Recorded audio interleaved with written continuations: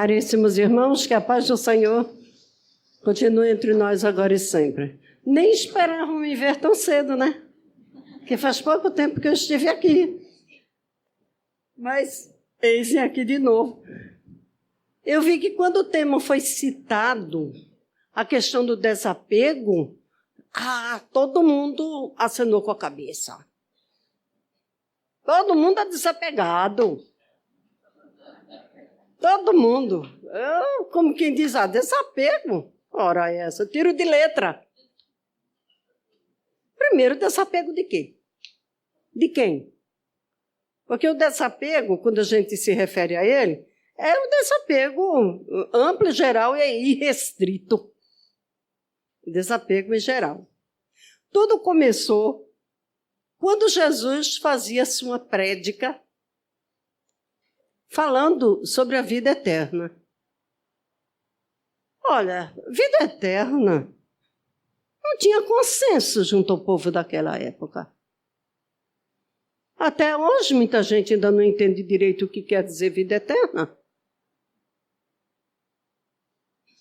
Não existia, no conceito das pessoas que estavam ouvindo Jesus, conceito de céu e inferno, como a teologia viria depois a desenvolver. E Jesus está falando sobre a vida eterna. E então, segundo a história, você vê, é apenas um diálogo, mas levanta tanta pergunta. E então o jovem que estava ouvindo Jesus, ele diz assim: Senhor, que boas coisas devo fazer? Pelo menos o meu evangelho diz assim: que boas coisas devo fazer para merecer a vida eterna? O que era a vida eterna? Aquele jovem não sabia o que era a vida eterna. Não tinha condição de saber. Ele não tinha parâmetros para saber o que era a vida eterna. Será que ele achava que vida eterna significa não morro nunca? Não morro, nunca vou morrer. É capaz que talvez ele pensasse assim. Ele não poderia de maneira nenhuma pensar nos termos que nós pensamos hoje sobre vida eterna. Porque, na verdade, a vida eterna já estamos nela. E, às vezes, dizemos, fulano desencarnou, entrou na vida eterna, ele nunca saiu dela. Porque você vive, você reencarna e desencarna dentro da vida eterna. A vida é uma só. Com essas sessões de encarnação e desencarnação. Claro, o jovem não podia saber disso, não. Mas pela forma como aquele homem falava, vida eterna deveria ser algo muito bom. E ele parecia ser um hebreu, cumpridor da lei, pelo que se segue, pelo que a gente fica sabendo a seguir. Então, a primeira coisa que eu pensei é, como esse jovem sabia o que era vida eterna? Como ele interpretava essas palavras de vida eterna? Todos nós a possuímos. Ninguém a perdeu. Ninguém vai deixar de entrar na vida eterna. Ninguém, porque somos eternos. Bem, aí Jesus, segundo o Evangelho, começa a resumir para ele a chamada lei. A lei, conhecida pelos hebreus, que era o Decálogo. Quando se fala na lei, Paulo de Tarso fala muito sobre a lei era o Decálogo. Os 10 mandamentos, como nós os conhecemos. Então ele fala, resumindo, amarás teu Deus, honrarás pai e mãe, não cobiçarás o que é do próximo, não matarás, não roubarás. Ele cita assim, resumindo, a lei, é preciso fazer tais coisas. O jovem, então, diz a ele, tudo isso eu já faço, desde a minha meninice. O que nos mostra um hebreu criado desde pequeno dentro da lei. Forjado dentro da obediência à lei. Então, eu acho que ele esperava que, ao dizer isso, E se eu já faço desde a minha meninice, o Senhor lhe diria, então estás pronto. Então estás pronto. Mas para surpresa dele, nossa também, quando lemos o Evangelho, Jesus diz assim, bom, então, se queres ser perfeito, olha, já trouxe um problema aí para a gente discutir. Obedecer os 10 mandamentos não faz de nós pessoas perfeitas? Não. Ficou evidente que não. Tenho escutado muita gente dizer, claro que se houver um céu eu vou para ele, porque eu observo os 10 mandamentos perfeitamente. Não vai não, meu amiguinho, só por causa dos 10 mandamentos. Porque o Cristo esclareceu que a vida eterna é para os perfeitos. Agora me digam, quem é aqui que vai para a vida eterna? Agora a pergunta de novo. Ah, não fazem mais assim com a cabeça, não? Tem que refletir. É preciso ser perfeito. Quando os amigos de outras crenças vão no portão da minha casa, a casa da mulher espírita, como eles dizem, e eles falam muito que eles vão para o paraíso, não sei o quê. Não, já são perfeitos? Mas como? O pastor de sua igreja tem um carrão? Eu digo logo assim, não devia ter vendido e dado dinheiro aos pobres. Não é assim não, menino. O Cristo deixa claro.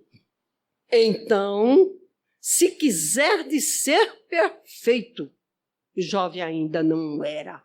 Nós sabemos que os 10 mandamentos são um resumo das leis antigas da Mesopotâmia.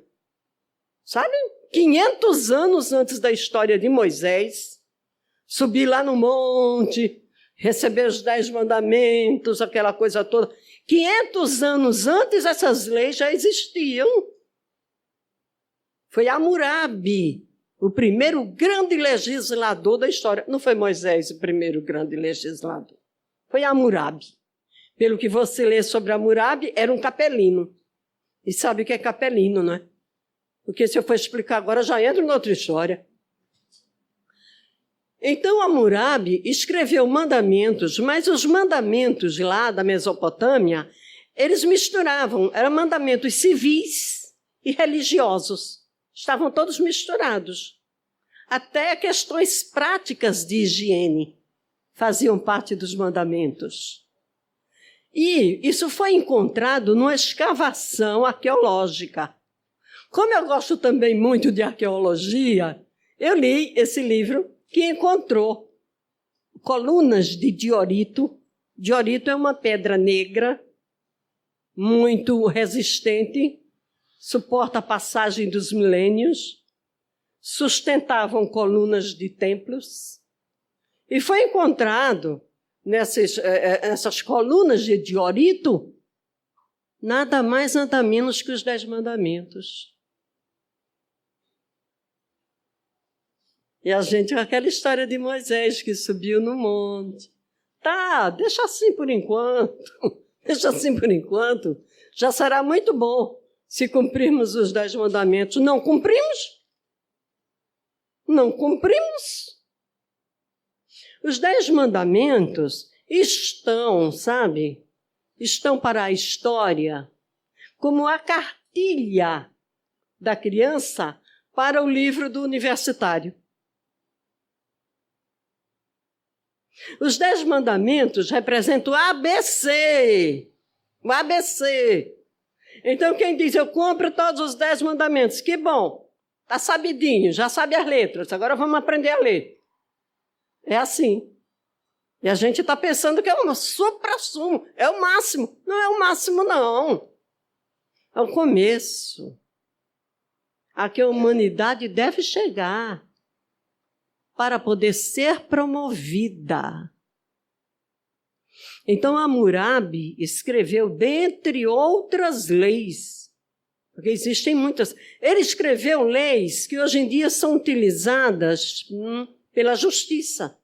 Faz parte do curso de advocacia, pronto. faz parte do curso de Direito. E são leis de Hammurabi, 500 anos antes do episódio de Moisés. Sabe essas leis de indenização?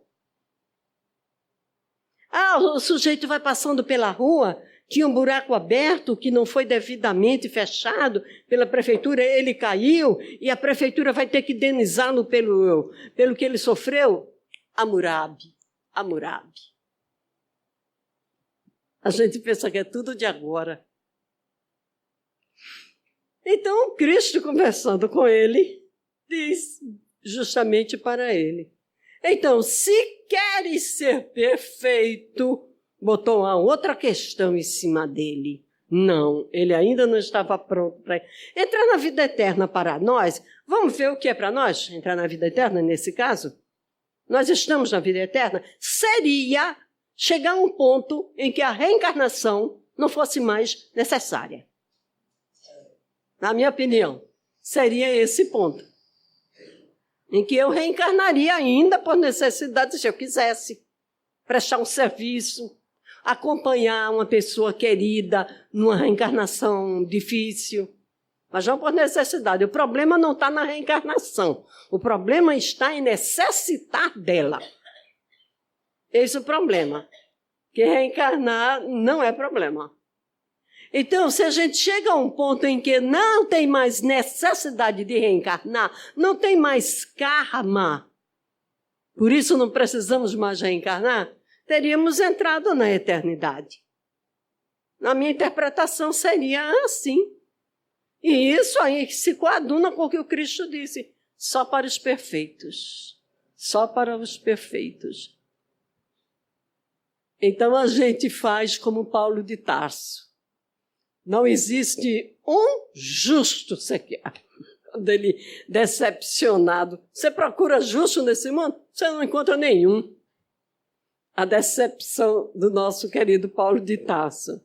Não há perfeitos. Não estamos nessa fase. Estamos tentando melhorar e cometendo menos erros. Mas perfeição... Agora, alguém poderá dizer assim, isso é impossível, Sueli. Chegar nesse ponto é impossível. Como chegar a esse ponto de desapego? Desapego total, amplo, geral e restrito. Como você pode dizer isso se você está na casa de Francisco de Assis? Que deu um grande exemplo de que desapego real, total, é perfeitamente possível. Eis um que merece o reino dos céus. Ao menos um eu vou citar. Ele deixou tudo. Não serei eu que vou recontar a história de Francisco de Assis.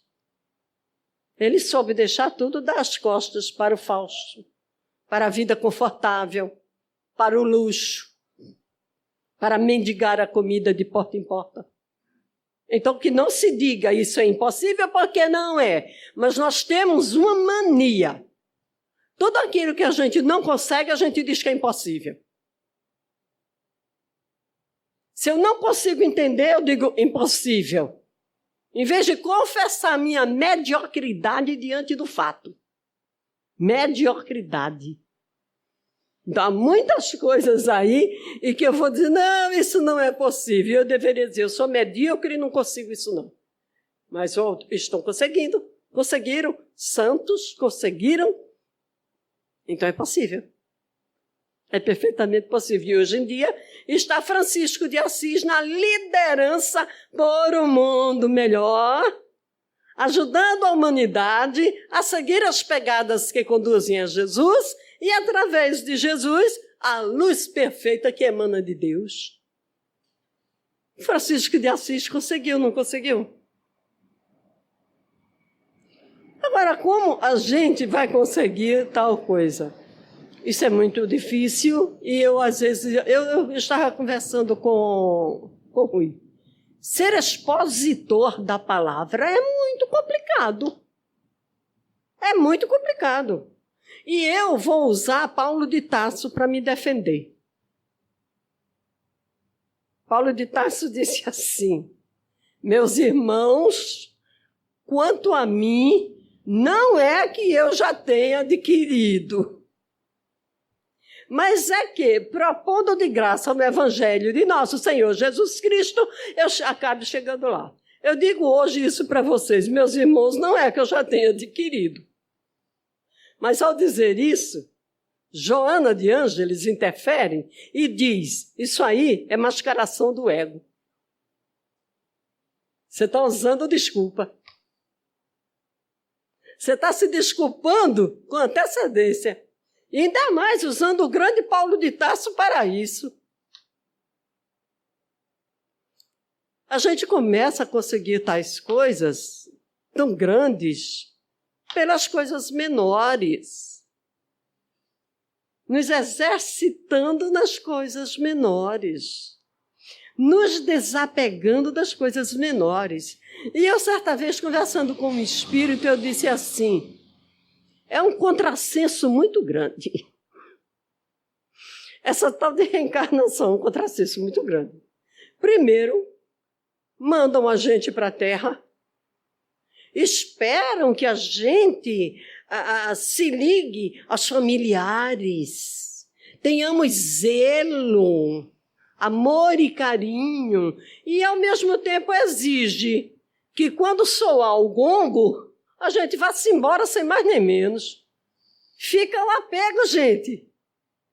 Não fica o apego? Quem se desapega assim com tanta facilidade? Vivi com você tanto tempo, você foi meu filho, você foi minha filha, você foi minha mãe, mas agora está na hora de nos separarmos e tchau, tchau. Eu vou me embora porque está na hora. É assim que se faz? Então eu dizia, há um contrassenso muito grande. Ora se diz, apegue-se. E ora se diz, desapegue-se, ora que eu não sei como viver. Aqui eu trouxe um livro só para mostrar para vocês. Porque esse livro, alguém tem ou leu? Dias Gloriosos. Gente, foi publicado no ano 2000. Divaldo Franco. Eu acho notável. Já pelo título, já discuto uma porção de coisa. Quais são os dias gloriosos? Quais são? Pode ser esses que estamos vivendo, porque estamos tomando conhecimento de uma porção de coisas que outrora não se sabia. E tomando conhecimento de uma porção de coisas, vamos viver melhor e errar menos. Mas dias gloriosos pode se referir àqueles que virão. Quando não mais erraremos, porque estaremos seguindo o caminho do bem. Até o título já apresenta uma questão, algo a ser discutido. E eu amo esse livro, Dias Gloriosos. Um tanto científico, para quem aprecia a parte científica. Eu não vou chegar lá. Mas aqui você tem desenvolvimento científico, forças mentais, energia mental e vida saudável, pensamento e doenças, neurônios e consciência. Então, aí eu leio isso aí os neurônios dão um nó, sabe? Porque eu não tenho formação científica. Eu fiz um cursinho de letras, coitadinha de mim. Só que sou muito intrometida. E quando eu vejo esses livros assim, eu quero, eu não entendo, mas eu quero entender. E eu sei que por querer entender, um dia eu chegarei lá, não é? Métodos eugênicos perturbadores. Olha, vê que livro espírita, hein? Criogenia de seres humanos. Pai do céu. Mudança de sexo. Personalidades múltiplas, vou pular aqui. Paranormalidade humana, parasitose espiritual, mitos e fantasias, a busca ilimitada, finalmente, despojamento. Ai, meu Deus, o que esse livro, que Joana... Porque, olha, eu tenho uma maior admiração por Joana de Ângeles. Sabe por quê? Porque ela é difícil de ser entendida. Então, eu tenho a maior admiração por essa mulher. E como poderia ser diferente? Ela foi uma poetisa, ela foi uma mulher notável, uma mulher estudiosa, uma sábia. Uma sábia. Por isso eu tenho uma grande admiração por ela. Dentre outras coisas, que eu não vou ler tudo, é claro, ela diz assim, agora cada um se examine e faça como Paulo de Tarso disse, se examine, depois diga se é cristão se puder, diga se é espírita se puder. Ela diz aqui, guarda-roupas, calçados, adereços e joias que atulham os armários e as gavetas com desmedida ambição, não os podendo usar, senão a pouco e pouco, aumentando os estoques por causa da grande variação da moda. Ela está certa? Então a gente vai fazer as compras. Não, olha, está falando aqui muito de vestuário, isso e aquilo, mas a culpa não é da mulher só não, viu? Eu já estive lendo aí um negócio. O homem é tão consumista quanto a mulher. Só que ele dá preferência a eletroeletrônicos. É essa a diferença. Mas é tão consumista quanto. É porque o nosso universo é riquíssimo. Que culpa nós temos? Que culpa temos? Não temos culpa disso. Olha, tem uma coisa interessante. Por que mulher gosta tanto de bolsa? Eu adoro bolsa. Eu adoro bolsas. Pode ser que eu saia descalça, mas tem que ir de bolsa. Por quê? Eu acabo de comprar uma bolsa, mas está linda. Mas quando eu olho, menino, que bolsa! Olha que bolsa. Para resolver esse problema, ou começar a resolvê-lo, eu estava dizendo para vocês, vou falar de exercícios que se faz para o desapego. Toda vez que compra uma da outra, resolve em parte. Desde que em parte, desde que você não escolha a mais velha e achar quebrada para dar. Porque às vezes a pessoa diz, dá aquela porcaria que está ali. Então, às vezes, não, escolha uma bolsa que você ainda usaria, certo?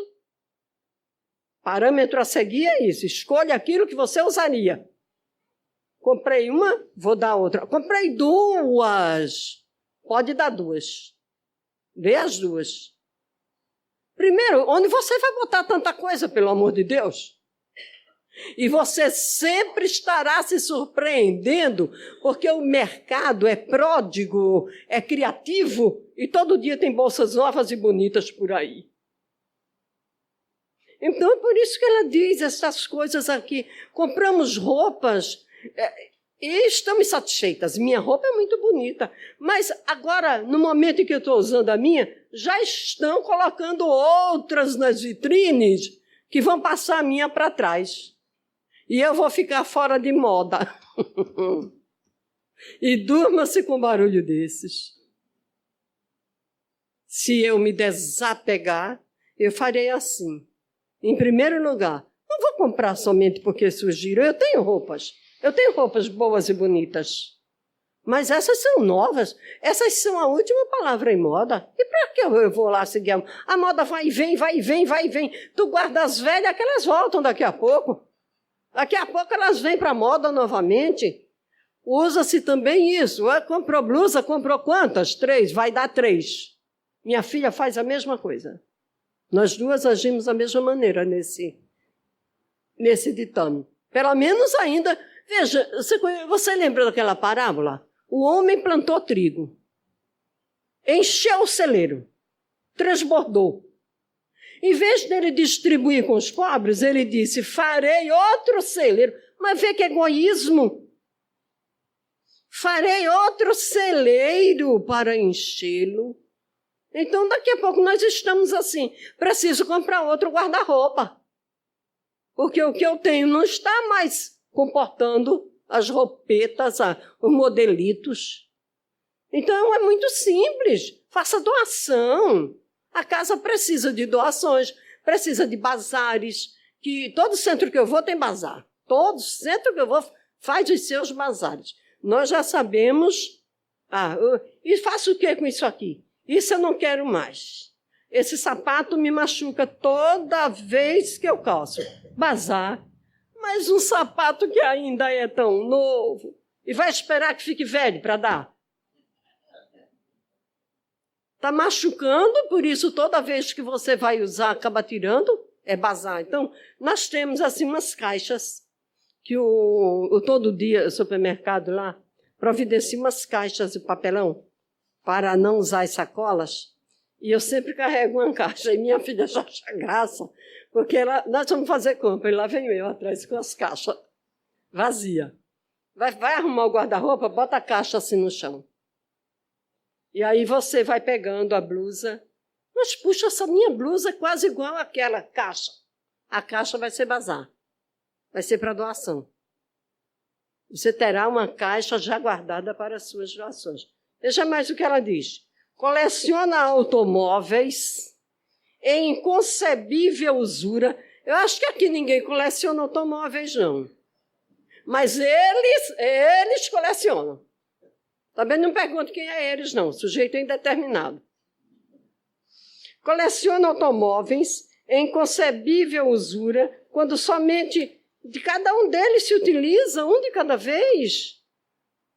Você utiliza um de cada vez. Uma amiga minha disse, estávamos no tempo de CD, porque hoje em dia não é mais CD, hoje em dia é pendrive. Minha filha bota a música no pendrive. Tem que me atualizar com essas coisas.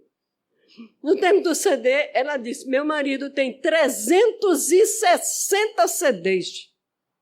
Eu digo, menina, se ele ouvir um por dia, ainda não dá tempo. Todo dia ele... Não, ouve todo dia, não. Dá para ouvir um por dia? Eu não acho um pouco exagerada essa história, não. Depois ele diz assim, suas contas bancárias mortas em investimentos oscilantes dariam, se fossem aplicadas na beneficência, no humanitarismo, que gerassem empregos e dignificassem os indivíduos para equacionar, eu disse que ela é inteligente, as palavras que ela usa, senão minimizar os problemas da fome, das doenças endêmicas do mundo, alterando completamente a geopolítica humana, ora vigente. Deu para entender? Se não entenderam, eu compreendo. É, Joana? Isso quer dizer de pessoas que têm suas contas bancárias, aqui dentro do Brasil não, que não são bestas, mas lá fora, contas bancárias incríveis, que se trazidas a movimento, se movimentar, as contas bancárias, vai empregar todo mundo. Vai ser útil até para esses que estão chegando de fora, como é o nome? Refugiados. Terá emprego para todo mundo, terá escolas para todo mundo. Mas não abre mão. Acho que eles pensam que vai levar dentro do caixão, né? Todo aquele dinheiro, não abre mão. Pobres, coitados, não sabem que quando desencarnarem, ficarão presos às suas contas bancárias como almas penadas. Não sabem disso.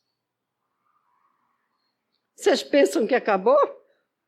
A volúpia por adquirir instrumentos eletroeletrônicos aturde, levando a exageros, quase sem espaço para instalá-los, e bem pouco fruí-los, por falta de tempo hábil para tanto. Não é ótimo o que ela diz? Então a gente está lá com o nosso fonezinho modesto, e que o meu só precisa receber ligação e fazer ligação. Não preciso mais disso.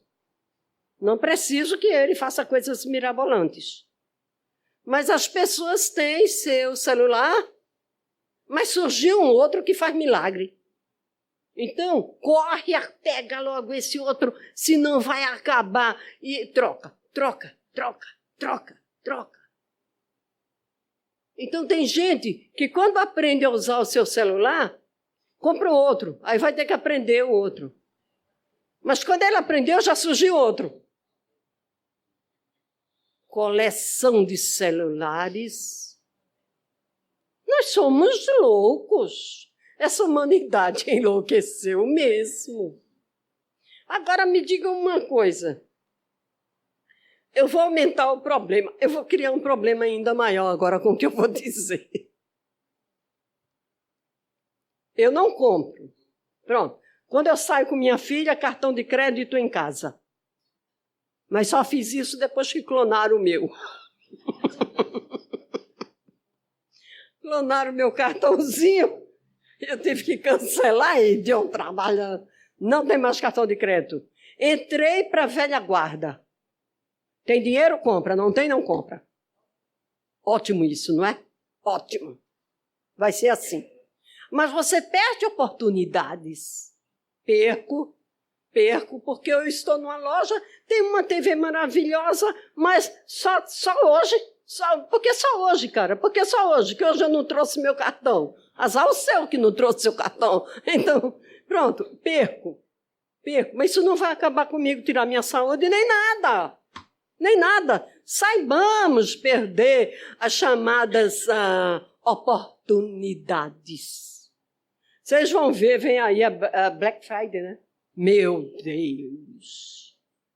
É melhor nem sair às ruas. Você vai ser pisoteado, vai ser uma coisa terrível. Eu sei disso que eu moro em São Lourenço da Mata. Lá também tem Black Friday. Também, chegou lá também. Aliás, não tem um lugar onde não tenha chegado. Já tem um lugar que não bota mais Black Friday. Botou Black Day. Pronto. Resolveu o problema. Black Day. Então, nós precisamos compreender estas coisas. E eu penso assim, então, eu não quero ser mais consumista, sabe? Eu não quero, porque eu gosto de coisas bonitas. Vocês não gostam, não? Esse é o nosso mal. É o meu mal. É o meu mal. Eu gosto muito de coisas bonitas. E às vezes eu compro uma coisa, porque é bonito. Precisa motivo maior do que esse? Então, precisamos acabar com essa história. Precisamos comprar porque é útil. Porque é útil.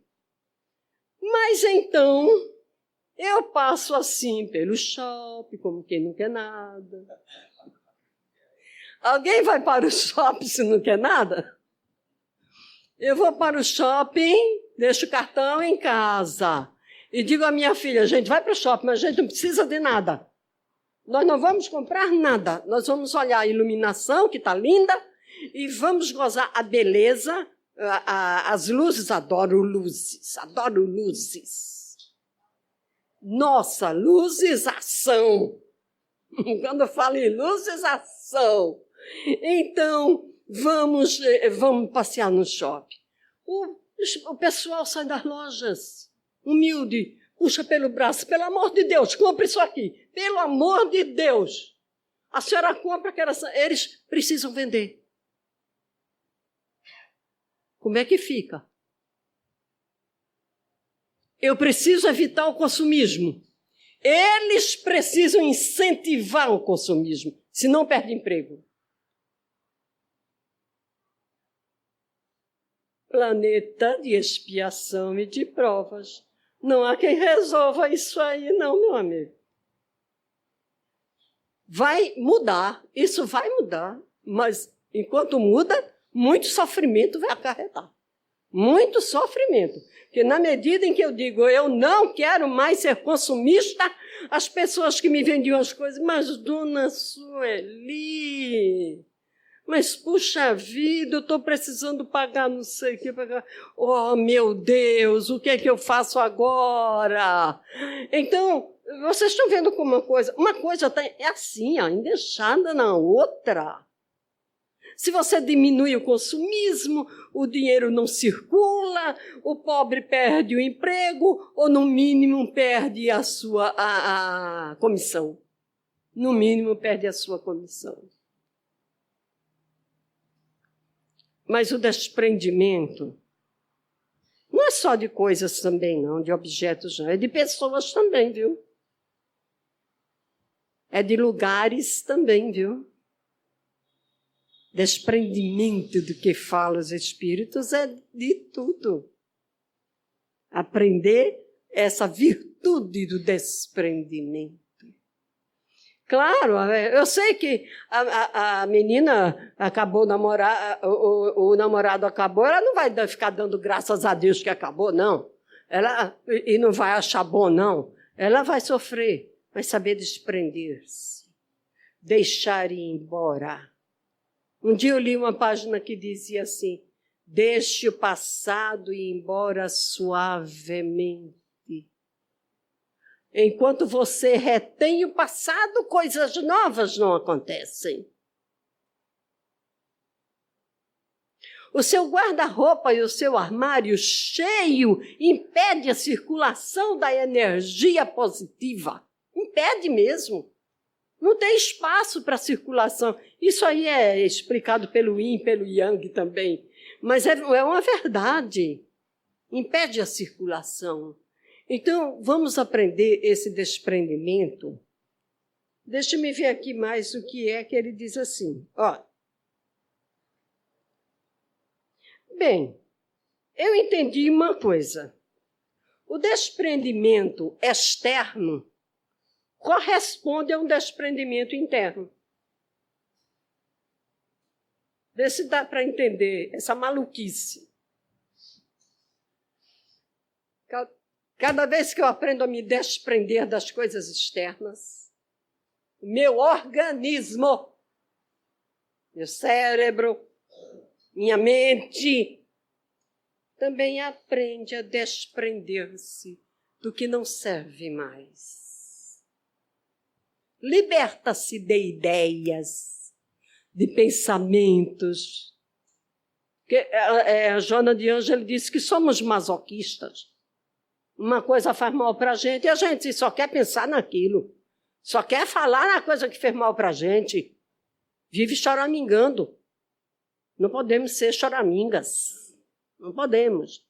Então, é preciso entender isso. Esse desprendimento vai trazer... deixa eu olhar aqui uma coisa aqui. Para eu não esquecer de dizer isso aqui. Imediata necessidade dos despojamentos dos valores que não têm significado verdadeiro, porque estamos cercados destes valores. Eu estava dizendo ao meu amigo aqui, quando a gente vinha de São Lourenço, é uma viagem longa, a gente conversa, né? É uma viagem, quanto mais longa, mais conversa. Então, eu acho bonitinho. Tem uma estante, tem uns objetos bonitinhos, pombinhos e pombinhas, umas coisinhas compradas em Gravatar. Mas eu não tenho auxiliar doméstica. Quem é que vai limpar aquilo ali? Eu não vou, que eu não quero. Olha, eu me abuso com trabalho doméstico. Prefiro ler um livro. Ah, meu Deus, mas está coberto de poeira. Então, pega a flanela, faz em volta. Pronto. Tá bom, tá limpo. Ninguém está vendo poeira aí. Mas eu vou tirar um por um daqueles penduricalhos que estão ali para limpar e tirar a poeira. Eu sou doida? Eu sou doida, não. Se eu tivesse auxiliar doméstico, eu dizia, limpa tudo. Mas eu não tenho. Então, eu não vou. Então, resolvi o seguinte. Cadê a caixa? Caixa das doações. Às vezes dói livrar-se de umas coisas. Aí chamou a vizinha. Ei, vem cá, tem um negócio bonitinho aqui para tu. Deixei bem poucas coisas, bem poucas coisas. Mas daqui a pouco o tempo passa e tem isso aqui. Tem que tirar, limpar. Olha, isso não é tarefa para mim, não, gente. Então, tira também o resto. Bota só um no meio. Ali eu aceito, assim eu aceito. Tiro, limpo todo, está limpinho, ninguém está vendo poeira nenhuma. E assim qualquer dia não tem mais nada na minha casa. Isso aí chama-se o quê? Minimalismo. Minimalismo, né? Minimalismo. Mas tem sentido eu passar metade do meu dia tirando poeira dessas coisinhas, quando há tanta coisa para fazer, livros para ler, livros maravilhosos para ler, coisas para se estudar. Não faz sentido. Então você procure o que é essencial para você, indispensável para você. Aquilo que foi indispensável, aquilo você conserva. Um homem, lá no Cariri, sabe onde é o Cariri? Não, mas já ouviram falar? Então o homem viajando, que lá só se viaja mais a pé mesmo, com aquelas sandálias rústicas, cheias de pó, cansado, debaixo do sol. Aí ele viu uma tapera, uma casitazinha, feita de taipa, sem porta e sem janela. Ele disse, bom, pelo menos tem um telhado. Eu entro ali e descanso. Porque, pelo visto, ninguém mora ali. Aí ele entrou. Quando ele entrou, ficou muito surpreso, porque uma voz diz assim, olha, sente aí nesse banquinho. Tem um banquinho aí, dá para você descansar, porque todo mundo só entra aqui para descansar. Aí ele olhou em volta e viu enxerga. Sabe o que é enxerga? Enxerga é uma cama feita com galhos. Enxerga que se chama, não é? Até outro nome também, feito com galhos de mato. Eles pegam os galhos e trança, jogam um pano ali em cima e ali eles dormem. Tinha um homem ali na enxerga, com um travesseirinho, sem camisa. Aí ele sentou-se e disse, você mora aqui sozinho? Ele disse, moro, faz muito tempo que eu estou aqui. Mas aqui não tem problema não. Ele disse, cadê a porta de sua casa? Cadê a janela de sua casa? Aí ele diz, eu precisei dele para alimentar o fogo do fogareiro. Aí usei. Não, mas assim, os ladrões entram na sua casa. Meu amigo, você já olhou em volta? Tem o fogareiro. Tem umas latinhas velhas tiradas do lixo que servem de panela. Não tem nada. Eu não tenho joia, eu não tenho dinheiro, eu não tenho guarda-roupa, eu não tenho roupas a não ser que eu estou usando. Então, quando entra gente aqui, tem gente, às vezes entram aqui querendo roubar alguma coisa, eles cospem no chão e vão-se embora, desprezam o lugar. Aí o homem disse, mas é possível uma coisa dessa? Mas o senhor tem esse seu travesseiro. Ele disse, aqui é a minha camisa. Aí puxou e mostrou, é minha camisa. Só visto quando estou sentindo frio. Quando eu não estou sentindo frio, eu dobro o uso de travesseiro. Então, ladrões podem levar sua camisa. Aí o homem disse, se levarem a camisa, eu durmo assim. De todo jeito eu tenho como viver. O homem diz, não, assim também é demais. Mas é uma forma de viver escolhida por ele. Mais e mais, cada vez mais, milionários estão deixando suas mansões para irem viver no meio da mata. Sem água encanada, sem energia elétrica, sem telefone, valorizando a vida simples. Porque depois satura, gente, satura. A riqueza satura. O excesso de conforto satura. E quando estão saturados, largam tudo ou distribuem entre seus herdeiros e vão-se embora para a sua vidinha. Jesus, falando ao jovem, convidou a libertar-se das amarras muito bem urdidas que o aprisionavam no cárcere sem paredes das paixões primevas. Jesus entendeu a boa intenção do jovem, mas ele estava atado. Ele estava atado à retaguarda, e quem está atado à retaguarda não pode caminhar pela frente. O que o atava à retaguarda eram suas posses, eram suas coisas. E não pensem vocês que só fica pegado às posses... Que hora termina? Peraí, está quase na hora. Eita, bicho. Então, aí, não pense que somente a riqueza ata você à retaguarda, não. É qualquer coisa. Qualquer coisa. Para as pessoas de poucas posses, aquela trouxinha de roupa é a sua riqueza. E fica, às vezes, apegado àquela trouxinha de roupa. Vocês conhecem a história da jovem que ficou apegada ao espelho, não conhecem? É narrada por André Luiz. Esse fato é muito conhecido. Apegou-se ao espelho, que era uma promessa daquele homem que dizia que a amava, deu-lhe um espelho de presente, porque ele ia viajar, voltar para a família dele, e voltaria a fim dos dois se casarem. Mas quando ele volta para a família dele, conhece outra jovem, se casa e lá constitui família. Ela fica esperando por ele e os anos se passam, e ela desencarna. E quando André Luiz vai nesse museu de antiguidades, lá está um belo do espelho e o espírito feminino, tristíssimo ao lado do espelho. André Luiz pergunta, o que ela está fazendo aí, presas? O que ela está fazendo? Então o amigo dele explica-lhe a história. Ela está fazendo o que prometeu ao amado. Guardou o espelho, porque tem certeza que ele vai voltar para poder cumprir o que prometeu a ela. Como vai ser? Já era outra encarnação. Eles já tinham reencarnado, o espírito diz. Talvez, é muito provável que aconteça. Que ele venha por aqui, veja esse espelho, se enamore do espelho por causa da figura feminina ao lado, leve-o para casa e ela reencarne como filho. Entenderam? Mas assim, é André Luiz que narra essa história. Todas essas coisas podem nos prender. Como isso é difícil, não é? O indivíduo deve despojar-se de tudo quanto é supérfluo. Outro problema, Pai do céu. O que é supérfluo? Eu não estou dizendo só tem problema. Porque para alguém esse livro será supérfluo. Para mim é precioso.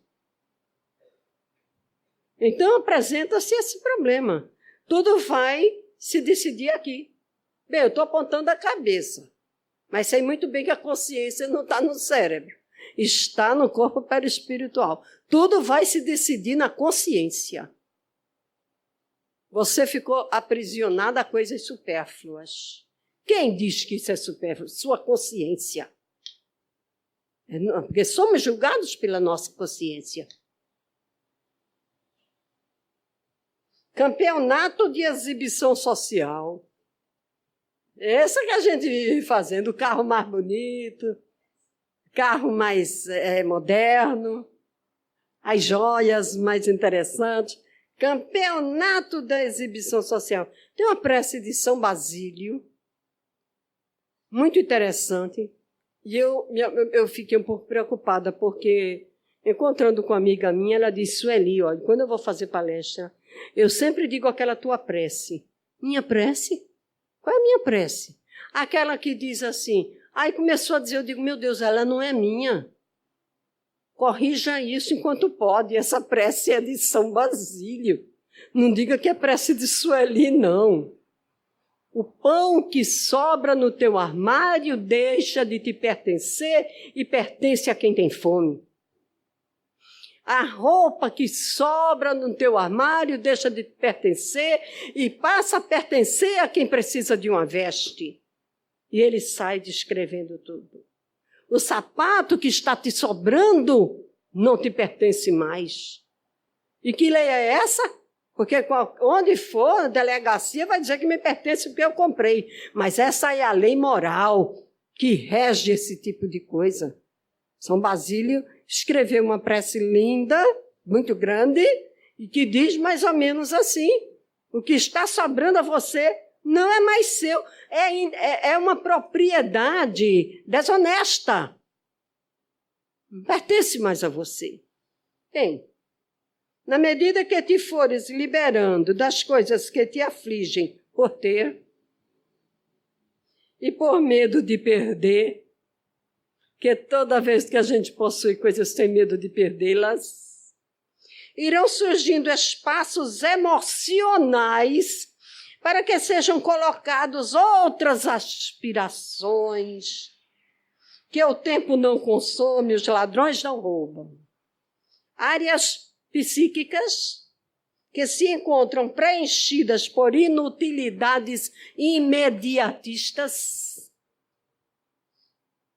cederão lugar para que se instalem reflexões planificadoras, êxtases, refazentes e paz duradoura. Difícil de entender? Quando você se liberta das coisas, quando você não cultiva mais. Quando você deixa de possuir as coisas das quais você não tem necessidade. Mas porque isso é por orgulho, por vaidade. Eu tenho isso. Eu tenho aquilo que saiu na televisão, mal saiu e eu já tenho. Corri para comprar, corri para adquirir. Que loucura, hein? Então isso é para satisfazer a vaidade, essa coisa de posse, de que é meu. Nada é teu. Porque o Cristo disse ao homem que ia construir outro celeiro. Louco, ainda esta noite te pedirão tua alma. Então você não sabe quando a desencarnação está esperando você e onde ficarão todas estas coisas. O indivíduo pode ficar preso a uma caneta. Se ele tiver amor, inveja e ciúme da caneta, Mont Blanc. Também eu peguei logo a caneta. Cara, tem uma caneta Mont Blanc. Não deixa ninguém chegar nem perto. Desencarna. Fica lá perto da caneta, assombrando quem usar a caneta. Porque onde estiver teu tesouro, estará o teu coração. Mas a nossa vida de divulgadores da doutrina espírita não é nada fácil e está cada vez mais difícil ante o cenário de como as coisas se apresentam. A gente tem até receio, às vezes, de falar alguma coisa, certo? Porque, com tudo o que a gente disser, não, você não pode falar de política no centro. Falando de política, nada, ainda. Falando de justiça social. Ora, é você que está chamando política. Eu chamo justiça social. E vai ser uma briga danada para saber o significado das palavras. E quem é que está certo. Mas eu fui fazer uma palestra em Gravatá. Em Gravatá tem um centro que tem, na quarta-feira, 2 palestras. Está na hora, né? Você vai apagar a luz? Sim.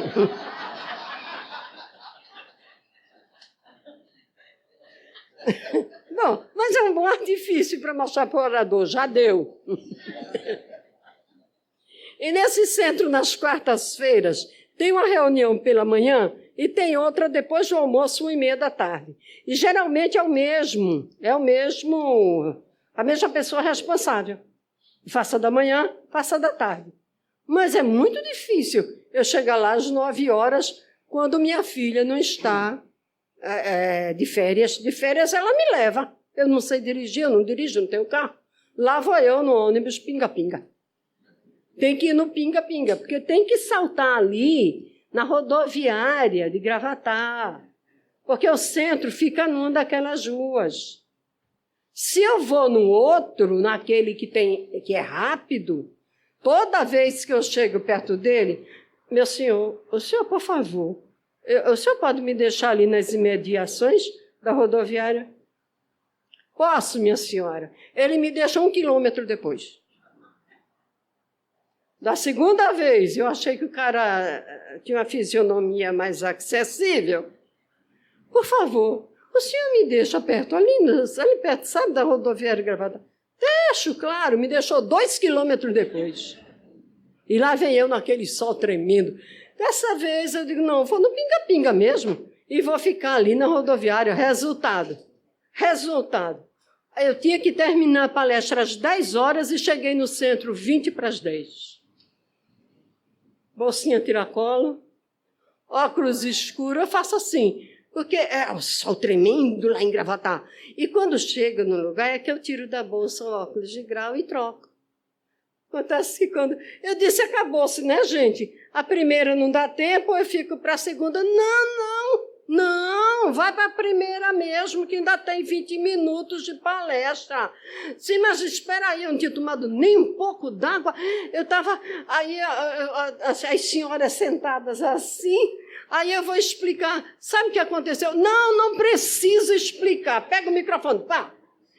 Então, de repente, eu estou com o microfone na mão, a bolsa tiracolo, que não deu tempo de tirar. De óculos escuros, pensa no mico. Pensa no miquinho. Aí eu... Caros irmãos, nós estamos aqui para falar acerca disso, daquilo. Aí, um homem no meio da plateia. Eu disse, eu prometo uma coisa para vocês. Pediram que eu falasse 60 minutos. Falarei 60 minutos. Porque eu vou cobrir a parte do atraso. Aí um senhorzinho no meio do povo fez assim para mim. Aí eu disse, ele não está acreditando. Vou mostrar para ele que eu vou pagar o tempo que eu estou devendo. Quando chegou às 9 horas, aí... Hora de acabar. Não, gente, eu estou devendo. Eu ia falar, por quê? Aliás, por que esse moço, desde hoje, que mostra o relógio para mim? Acho que ele ficava mostrando o relógio. Ó, Sueli, você está esquecida, né? Mas aqui é hospital espírita. Horário rígido. 9 horas começa o tratamento. Não pode ficar ninguém falando. Ah, meu Deus, não dá certo. Aí eu encerrei. E fiquei para de tarde, mas, por favor, não me botem mais de manhã. Eu não quero pagar esse mico de novo, não. Fiz a reunião todinha de óculos escuros, que eu não sei o que é que eu estava aparecendo. Nem bolsa eu tive, nada, nem um copinho com água, nada. Bom, então essas coisas que eu acho que Rui também tem passado. Rui também passa por essas coisas. Aí nós passamos muito por isso. Mas, contudo, o que é que sobra? Sobra o afeto de vocês, sobra a oportunidade de colaborar, nem que seja com um tijolo bem pequenininho, na grande obra da construção do porvir. Ah, como eu gosto dessas palavras. Sobra a sensação de ser útil, de estudar, de aprender. Estou estudando para ensinar para vocês, mas estou aprendendo. Eu aprendo primeiro, quem aprende primeiro sou eu. Então, com todas essas confusões que acontecem, louvado seja o Senhor, que me achou digna de confiança e que me chamou para esse trabalho. Obrigada pela atenção de vocês e que Jesus nos abençoe hoje e sempre.